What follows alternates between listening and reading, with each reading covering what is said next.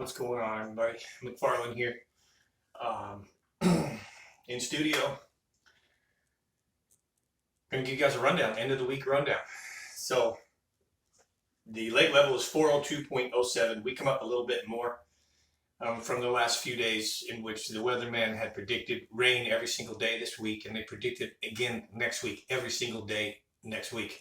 And they are wrong every single time. I start something out being negative, and I don't curse much, but these freaking yay bulls that do the weather are ridiculous. I changed my schedule. I did some other things.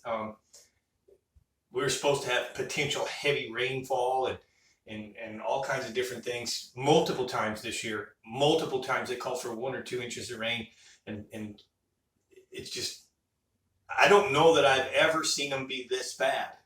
I know it's a difficult thing to predict.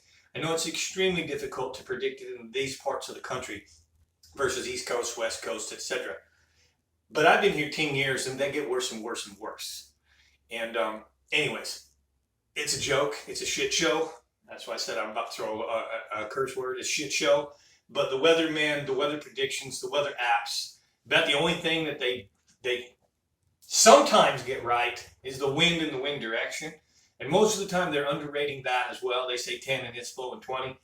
But I was hoping we'd get a lot more rain than that. They called for potential heavy rain. And again, 50% chance 5 days in a row, and we didn't get anything. So I shuffled my schedule around so much that I'm off today. It's Friday morning. It's actually not Thursday. I usually film these on Thursday and then put them up for you Thursday. But it's actually Friday morning. I'm having coffee, giving you guys a rundown for the week.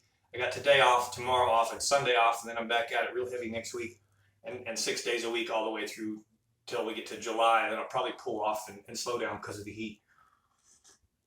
But here's what's going on. Again, we're 402.07, lake clarity 0 to 1, 72 to 76.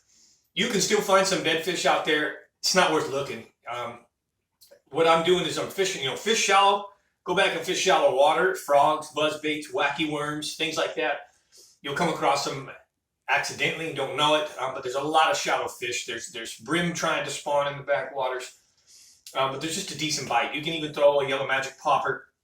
And while you're back in the backwaters, pay attention. If you got some clear water, you may tuck in near the bank and check a couple critical areas, and you may find a bedfish or two. A friend of mine messaged me this morning and said that he found a pair of bedfish. Water temperature 76 degrees. It's very unusual, but again, here's two things. Number one, Mother Nature does that on purpose to ensure survival of the fittest, or survival of the creature. I have seen bass on beds in July, very, very few. Down south by Caney Point and some of that area, deep water where it takes longer to warm up, warm trend and things, but generally 90% of them should be done by the time May rolls around. Secondly, for this May, we're like a month behind.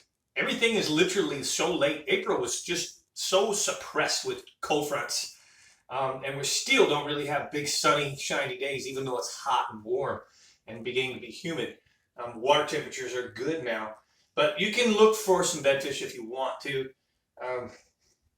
I'm kind of past that. Here's the thing. There's a lot of post-spawn fish starting to pull out deep. There's a lot of fish that are finally on wood. So you can go pitching creature baits, jigs, drop shots. You can start fishing the wood. You can start fishing brush piles.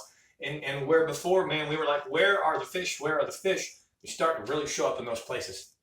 There were so many fish that got caught in April and spawn. They all kind of came in March, and then they all got suppressed, and it just kept more and more fish sitting and waiting to spawn and holding in that spawn mode. And that's what made April so tough. But basically, fishing is good right now. Again, if you're in the backwaters, buzz baits, buzz frogs, wacky worms. If you're offshore, start using your Carolina rigs, jigs, shaky heads, stuff like that. And you're going to find that Lake Fork is actually starting to fish a whole lot better than it was. I promise you that. Okay. Don't have a whole lot that's any different than what I told you on Tuesday or Wednesday here when that report went up. I expect a good summer bite this year. Last year the lake was low, 6 feet. And when you had a hump, let's say, that would normally be 22 feet, That hump is now 16 feet because the lake was 6-7 feet low. And the fish didn't use those humps. They didn't use those deeper structure that we are used to them using. In fact, a lot of the main stuff got so shallow that they suspended last year a lot more than normal.